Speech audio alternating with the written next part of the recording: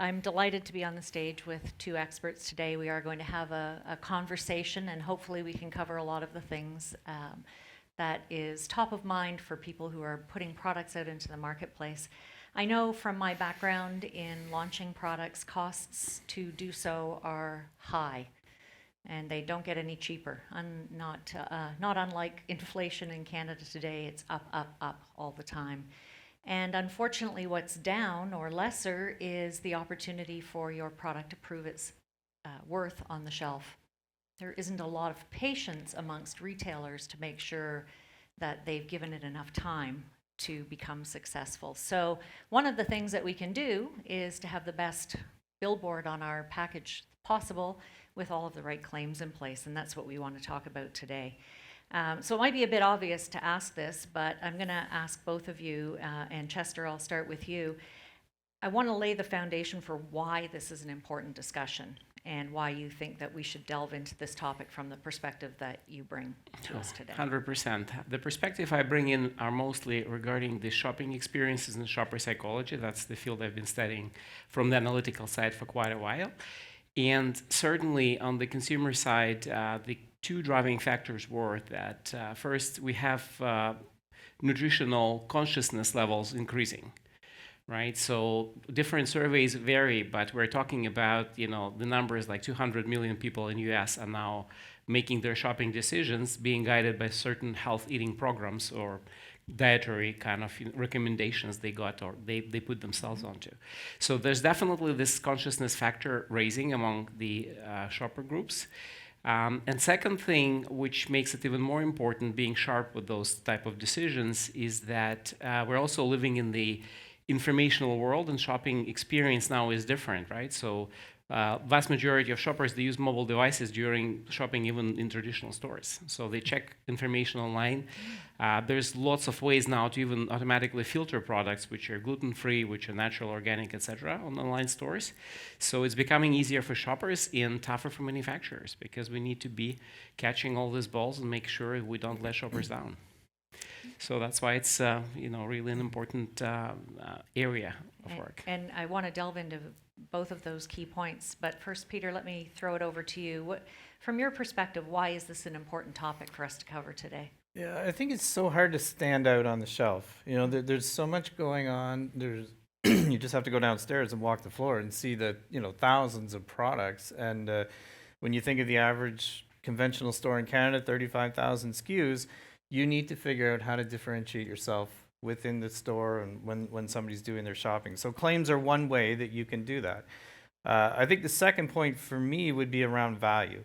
And I think a lot of consumers will associate a certain value, like if they see certified organic, then they say, okay, in my mind, I'm going to pay a little more, or it's the one in the category that's certified organic. So, and I associate a certain value with that. So I think if you're going to use claims, you also have a responsibility to try to build the value of those claims too. It's not just about, putting the sticker on and thinking that that's going to be your, route to an island in the South Pacific. I've never thought of a product that I've launched as a route to the South Pacific. Oh, I was clearly doing that all They're wrong. all over the place. You just Okay. you just gotta have the right strategy. I like that. I'm going to stay with you for a minute because something that you said there made me think of a number of years back. I had the opportunity to launch some MSC certified fish products. Mm-hmm. And it was really important to a major retailer that these products start to become. I can't imagine who that would be. Yeah, Anyway. not using any names or initials like L, C, or L. Yeah.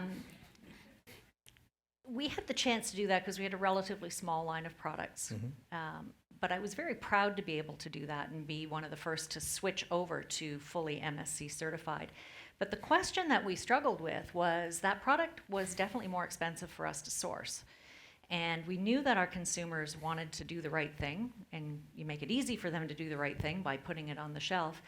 How much are they willing to pay for this value that you've mentioned in what we were talking about a minute ago? Do you see that there's a percentage, or how does that work? I would say that is very much a category by category decision, and I think as producers and processors, you have to know your category better than anybody. You can't depend on the retailer to know that category.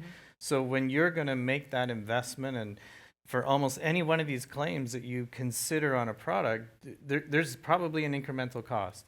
And so I think you have to look at it within your category and say, what is that worth in the end retail? And then you can work it backwards and understand, what happens to your selling price as a result of that. And I think it depends on the claim too. Like, certified organic, you can probably start to say that could be maybe an 8 to 10% premium. And I said, when we were talking earlier, I said to Chester, he's the one with the facts. I just have opinions here.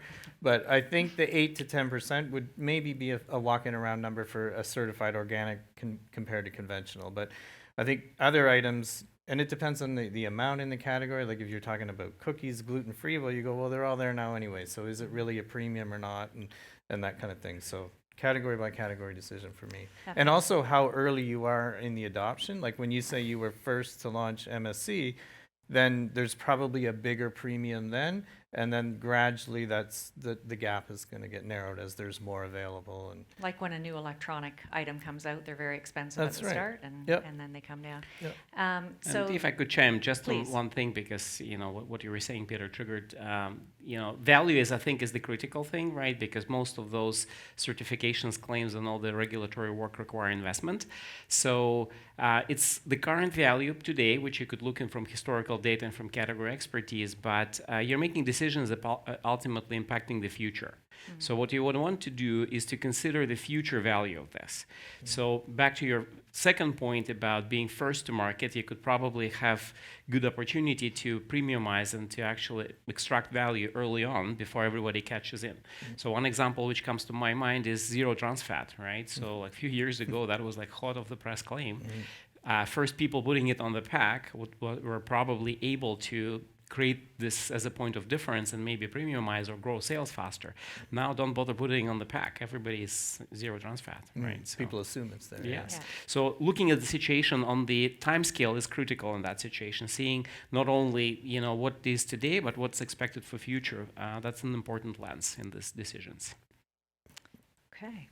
I'm going to stick with you for a minute, Chester, and get a little bit more into the who. We just talked about timing a little bit for some of these things, but I know if I was sitting in front of a retailer in days gone by, I was very, very conscious of the fact that I'm not going to sell to the consumer or the end user if I can't sell it to this person who's sitting across the desk right now. So we have to think about our buyers, being the retail buyers. We have to think about our shoppers and the end user, who may not be the person who purchased it. Mm-hmm. Fiddlehead uses a lot of deep learning, Chester, to delve into why people are thinking of and what they're thinking about. Like you said, trans fat, who cares now? It's just how it is. Why is it important that we think about these different people who are buying the product, the retailer first and then the consumer and the user? I think what we have to take into consideration is that we're ultimately selling it to the shopper. Those are consumers who are making purchasing decisions at shelf. But for us to be able to reach shopper, we need to make sure that this actually makes sense for our retail partners.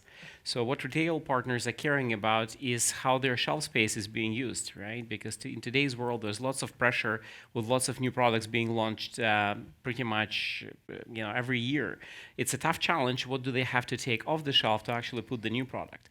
That's the place where predictive analytics becomes really the solving point. And that's what we've been playing with a lot on the Fiddlehead side, trying to paint the picture for retail partners of what the future would look like and how this will complement their current shelf set and make the shopping experiences of their current and prospective shoppers better. I think this is the key in successful presentation to retail business partners to kind of get the product on shelf. So as part of the presentation then to the retail buyer, you're trying to help them understand where their consumer is today and where you think it's going to be going in the future, Exactly. What they're going to want. Exactly. In simplistic form, if we're trying to sell natural and organic products, we'll need to build the comprehensive picture of the trends. So what's happening today with this, go really deep and paint the picture of the future of how do we expect this particular segment of product developing. And make sure that we prove that the new product actually grants or is deserving the space we're asking for. Peter, I wrote down a quote that I saw from you, which I thought captured, yeah, be afraid. I hope I said it. Yeah, it always makes me afraid when somebody starts a sentence with, I remember when you said, but this is a good one. All right. It's not about making great products to sell, it's about selling the great products that you make. And for me, that speaks very much to the point of I can't sell it to you, Mr. or Mrs. Consumer, if I can't get it past the desk where they're buying. How do claims make a difference in that, I guess we'll call it a sales pitch? Sure. Well, if I think back to my time when I would be sitting there in my chair at Loblaw and people would come in, and I think one thing producers and processors have to remember is that it's not the claim that's going to get the customer to buy the product from you. It's not the claim that's going to get Loblaw or Sobeys or whoever to make that decision. It's what the claim will do. And which I think is what Chester was talking about in terms of, how big is the market for gluten-free in this category? Do they already have 2 or 3 offerings that have the same claims you have? Well, then you're not differentiating at all. So, that's the kind of thing. And one thing as well that as our industry keeps evolving, the people that you're sitting across from on the retail side, they don't have the time like they might have used to, and they're stretched as well. And so sometimes you have to bring some of that education to them and say, the market, did you realize that this has been the change? Something happened maybe because of the pandemic. And so because this claim here now means this much in our category. And if you can help educate them, not by kind of insinuating that they don't know, but being a resource for them, I think that that's something that's valuable. And I wouldn't always leave it till when you come in to present a product. I think that's something that you can try ongoing in that relationship that you have with that customer so that you build it up. So when you do go in and say, here's our claim, they've already got in their mind, oh, we needed something to meet that market segment. So don't wait till you do your sort of big, reveal pitch. I would be building it up before you get in there and, using some of that data to say, this is the changes that are happening in the market, because they don't have the time sometimes to see it that way. So if you can make yourself the expert on a product or a claim or a segment Yeah. and share that information out on an ongoing basis, So much more valuable to a them. lot more value. Yeah. Okay, so You might then hear them quoting it. yes, right back to you. Oh, yeah. That's yeah. good, though. So if you can differentiate yourself, there's certain claims now, again, no trans fats, table stakes. You simply have to have that. So, it's almost, of course we have this. What else have you got? Why is it different? So. Can I say one more thing about who you're Please. talking to? I think we always have to remember that we do have 2 audiences, or maybe even 3, as you mentioned earlier, where the buyer is different than the user. But some of the claims that you should be talking to customers, to retailers, are different than consumer claims. So things like food safety, that is so much more important to the retailer, like if you're GFSI or BRC or whatever, whereas the consumer, that's not a claim or a kind of a term that they understand. So sometimes maybe it's 80% on that and 20% on the consumer claims, whereas your consumer marketing is different. So. Good point. Very good point. The consumer is going to assume that the food is safe if the retailer has taken That's it on right. board, but they need to know that. Yes. So today's session was all about claims that you can take to the bank. So let's get to the banking. What exactly do consumers care about? I know that there's been times off and on over the years where it's the no's rather than the yeses. No trans fat, no artificial colors, no artificial preservatives. And then at other times it's been about what is in there, something that's maybe good for heart health or what have you. Chester, are you seeing that there's different claims that are showing up on shelf now that consumers care more about, that we want to make sure that we have that on our radar as we create either a new product or update an existing product? Oh, 100%. This universe is rapidly expanding, right? So, like to your point earlier, it was mostly the nutritional claims. Now we have, 4 large buckets of claims, and there's argument about how to even classify them. So, someone would say 5 buckets of claims. I think it's part of the overall trend of, the fragmentation of shoppers in general. So, if you remember back, which feels like eternity now, right? So in 20 years, so it was all about caring for the majority and making sure that your basically building one campaign and try to scale. So in today's world, there's winning on the large scale means winning small niches of consumers and adding this to the majority, right? So it becomes increasingly more difficult because consumers, it's just the reality. They care about lots of different things. I think there's definitely a generational angle to this. This whole thing started with millennials, and as they acquire more and more purchasing power, we will see this trend accelerating. And I would say the next generation after them, centennials or whatever the term you use, using, buckle your seatbelts. It will become it will become very diverse, right? So back to your original question. So from this nutritional claim, there's all kind of now. The big thing on the rise are ethical claims, sustainably produced, fairly traded, right? So they were always kind of there in the background, but now they gain different meaning and different popularity. So there's lots of choices now for manufacturers in terms of what they will go after. Is it focusing on health? Is it focusing on method of production, which is important? At the end of the day, it's balancing your strategic goals for your brand, looking into trying to still build the product which gets you your target shopper, but also expand into areas where you'll add incremental segments of consumers who care about different things. And incremental is important. It's no good if you're just taking one product and substituting it with another and the retailer sales are not going up. So 100%. you need to be able to show them that you're additive for what's going on. Yep. So building on that a little bit then, Peter, in retailer meetings now, do you think that people like us going in to make our presentation, are there different things that they may be demanding? Are they, if we've done our job and educated them along the way? Money? Not all of those Money? things, yeah. Aside That could from be money? a Okay. whole other conversation. Yeah. We can We won't get into that. We'll weep Yeah. about that over a beer later, but is there a pressure from the retailer to say, like, I need a product that's made in a sustainable fashion, or I need a product that you can slap the fair trade label on? Or is there pressure coming back that way, or is it typically only the reverse? I think there is some pressure that way because they look at the category, right? And they're looking at, who are the people who are going to buy in this category? There's certain different segments, and they're looking at it that way.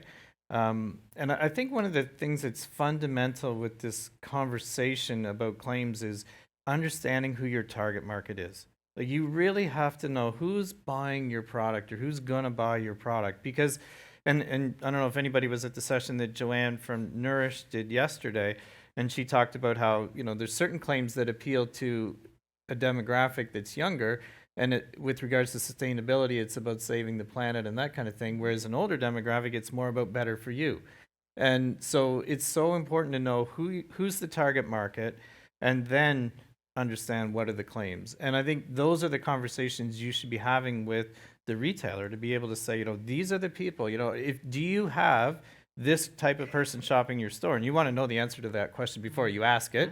But you hopefully you're sitting across from the right retailer and you ask that question, they go, yes. And then you say, okay, well, that's why we've developed it this way with these claims, because that's what appeals to those people. And I think but that button down definition of your target market is, and it's a hard thing to do. It's easy for me to sit here and say that and say people should do it. It's not an easy exercise sometimes, and it changes too, right? I mean, who's buying your product today might have been different than 2 years ago before the pandemic. So I think that's really important for people, and then you can have that conversation with the retailer about sort of where you fit. Yeah. It's a good point. I think, and it becomes especially difficult if you're sitting in the boardroom back at work and you zone in on one target market and everybody around the table has a different idea of, well, we should also reach these people and those people and the other people, but you can't be everything to everybody. Not all 35,000 people. And sometimes just fit is not there, right? So if you're trying to, sell very premiumly priced products, there's less space for that in the discount channel, right? So it's reality. You should probably prioritize different channels and different retailers. The fit between those two audiences, which is what retailers are branding and marketing for, and manufacturers, is important.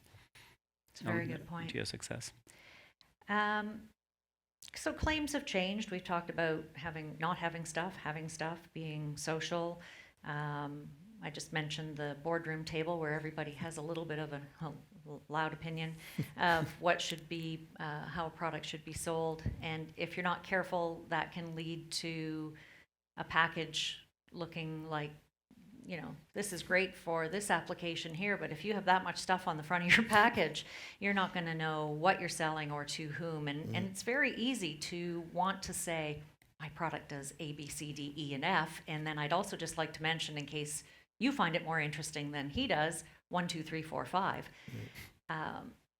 Is there an optimal number of claims? Is there too many? Is there too few? What can we say on the package and have it be effective in terms of how many things you say? Maybe we'll start with you, Chester. Well, I'm happy to. I talk about I can talk about this for hours, Oh, right? good. Because Okay. this is the shopping brain, Lock shopper the door. We're psychology. here for so- hours. Yes, yeah, and I'm very passionate about this. So feel free to reach out and have conversation with me, because packaging is today. I would say that this online shopping and in-store shopping, those existed as two separate universes just 5 years ago, but now they're increasingly merging, right? I would say that the answer to your question, which is a really good one, depends on what specific path the shopper is taking. But in either way, I would say that it's important to make sure that everything you can claim on your product is searchable online, because online space does not really limit you in terms of how much you could put. So shopping experience in store is a completely different story. Our brains go into overload, right? So everyone, if you ever get tired of shopping the grocery store, it's because of this 35,000 items, which your brain is constantly processing. So shoppers cannot really focus much, and putting more than even 2-3 claims on your pack is not going to deliver this, right? So ideally what you want to do is you want to have really good metadata for your online store so that it's searchable and filterable, so that whenever a shopper is looking for gluten-free product, he can find it easily. But put on the pack only 1 or 2 things you really want to deliver home. That would be my kind of kickoff to this big question. So online, and given that you said earlier people are shopping with this in their hand while they're in the bricks and mortar, you can delve into it further and give the consumer, tell more of a story, if you will. 100%. That still means that you need to be very concise and to the point on the main product bullets, right? Yeah. But there's a concept below the fold, which means all the metadata you're not seeing on the page, this could still be there. Or there could be still additional pages for really conscious consumers who could look this up online. If they want to delve Exactly. deeper. So, it just takes you putting a QR code on the back of your pack for them to really get all the information they need. Oh, I see we're digging in for I'm props going into here. my props bag. Okay. I don't know what question to ask that'll make you show us that, but go Well, ahead. I'm going to talk about QR codes if I Okay. can. Yes, please. But I want to go to the boardroom table first. So remind me to go back to the QR code. Okay. I'm The taking a note. the boardroom table, I think a lot of times we talk to ourselves. And I think that as producers and processors, we have to, force ourselves back to the target market in the store. Who's buying our product or online, wherever it is that they're making that decision. Because a lot of times we can convince ourselves that those claims are important or that we have a passion around a claim. But what I always would challenge you with is, what is the value of that claim to the customer, to the retailer, and what's the value of the claim to the consumer? Because a lot of times we can push ourselves into a place that we are passionate about, but whether it delivers that But value we're talking is, to ourselves. yeah, so. QR code. Okay, so I picked this product up. It was one of the products from Colombia. And there were a couple things about the claims that I wanted to just mention. So they talk about good taste, good crunch, and good cause. But on the back, they explain the good cause. So there's a QR code on the back. And what I really thought was interesting about these claims, and they give 2% of their sales, not their profits, their sales back, and it's to helping this mountain region in Colombia. And what I thought was interesting was it's very regional. It's not like if you buy this, you can save the planet, which I think is a big kind of thing to ask people to do, right? I'm not sure that myself, buy a bag of beet chips is going to save the planet. But maybe when you bring it down a little bit more local to people and you relate it to this mountain range that they have an emotional tie to, I think that it becomes a much more effective means of helping to sell your product. And I hate to tell you, that's why you're putting these claims on there, is to sell your products. Absolutely. Like, that's it. I know it makes us feel good or whatever, and I have a whatever, but it's to sell your products. And so I think this, to me, I thought it was a really neat example when I saw it. And if you go to the QR code, it tells you the story. And so if you're one of those invested people, you get the goods. And even if you don't personally relate to that particular region, at least it is of a size that we can comprehend. You're trying to help a neighborhood or And there's a an whole area. story behind it. When we talked to the lady at the booth, I was like, holy smokes, that's like a real story. Like, she can really help you understand Very it. passionate Yeah. about it. Oh, yeah. I'm going to stay with you for a second then, Peter, talking about the retailer and online. So everybody has an online presence now, whether they have it through their own website and sales site and Instagram and whatever else they might have, or through Amazon for people who are maybe selling, outside of the bricks and mortar. How important is that during your meeting with the retailer? Are there different things that you need to be talking about with Loblaws or Sobeys or Longos or whomever when it comes to claims for their online site? Because some do a better job than others. Some, the product description really just is the name, and others you get the story. Yeah. So are you seeing a difference there when we're making those pitch meetings now, depending on which part of their business you're talking about? Yeah, and I think as a supplier, we have a role to support that. We can't just expect that they're going to do it all for us. So if you go on their website and you look and you see something and you say that's the wrong photo, or wow, we could do a better. And the approach that I think is best is we can do a better job selling this product if you call out MSC certified or whatever it is. And it's not hard for them to add some of those things online, but they're just not doing it, and they're managing this big listing base, and they're like, well, we got the photo uploaded, okay, we're done. But it's our job as suppliers to really help them sell that product. So yeah, I think that you have to have those conversations, and I've had conversations where I look and the product's not there, and I call them up and I go, it's not there, nobody's going to buy Or it. it's the old package. Yeah, sure. Wrong Yeah. size, what Yeah, have you. and There's so- a lot of stuff to manage. And the other thing, a lot of times with the retailers, they're managing their online business different than the merchandising group that manages the store part of the business. So you need to get to the right person, because if you're talking to the category people, that might not be the right person who's going to do that change for you. So, but the nice thing is then they'll put you in, they'll say, oh, well, talk to so-and-so in whatever department. Okay, I've got a new contact now. Now I can really do something special because I can develop a bit of a relationship, and they're not just going to ask me about O&A and stuff. Right. Yeah, and just adding my couple of cents there, there's lots of potential in this collaboration, right? Because retailers have, online shopping, it generates metadata, really volumes of metadata, and retailers are the ones who are actually having access to this. They could tell you what our consumers and shoppers are searching for in the store. You could get a little bit of a glimpse yourself on this if you look into kind of quick and cheap way of doing this by basically doing Google Trends, right? So Google Trends is available from Google for free. You could just do quick searches and see which search terms are more frequently appearing. That's your glance into what's important for consumers. So if you have like these three claims, as Peter was saying on this pack, one useful exercise would be compare, what types of claims the consumer is searching most frequently for in this type of product. You could just type it in and see right away the charts with frequencies. So Google Analytics? It's just Google Trends. It's one of their Google free Trends. tools, yes. Okay, so that's a great place to start. And some things I can see building from there is everybody is looking for recipes for homemade hummus. Okay, so you can go into the retailer and say, everybody's looking for these recipes. What else are they going to buy when they buy the ingredients or the ready-made hummus? Well, now you can talk to them about having pita slices put nearby there. And again, that additive effect, which grows their sales, is something that's really interesting to the retailer and the consumer if you make it easy for them. Sales and margin.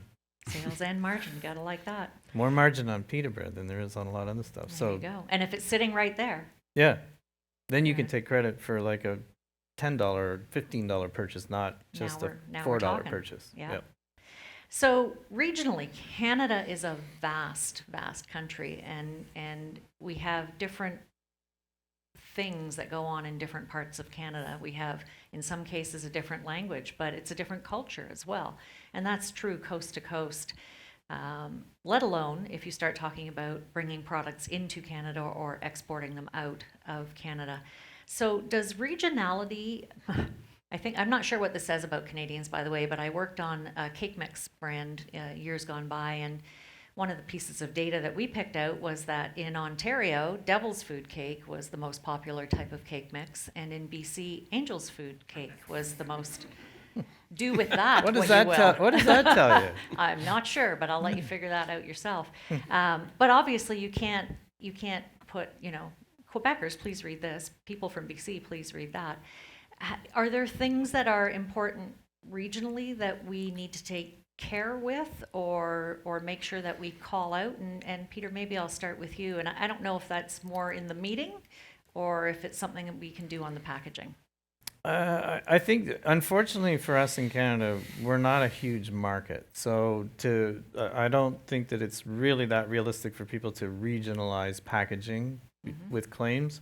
But I do think that it's probably more something you can do strategically with your online promotion, where you geo-target. And so in BC, I would be promoting the Angel Food Cake, and in Ontario, I'd be on the Devil's. Or maybe you want to drive the volume in the opposite one and try to get it up equal. I don't know. Switch things up whatever for them your a little strategy bit. is. But I think that the geo-targeting and that kind of thing with online, that would be the place to do it. And to the point about sort of the conversation with the retailer, again, it's illustrating to them what you're doing to drive sales strategically. And it's more than just saying, I'm going to do social media, because that's what everybody says. So, but if you could say, this is strategically what we're doing, when we're doing it, and by the way, we should ramp up inventory, and maybe you want to have an extra display then, because we're going to really make an investment, and together we can sell more. So I think that's the kind of conversation, and bring it in to it. But it's not just that this is what we have. Right. And Chester, I know when you go out there and gather and scrape data up and pull it all together and analyze it, you must see a lot of that, whether it's between Canada and the US or regionally in Canada.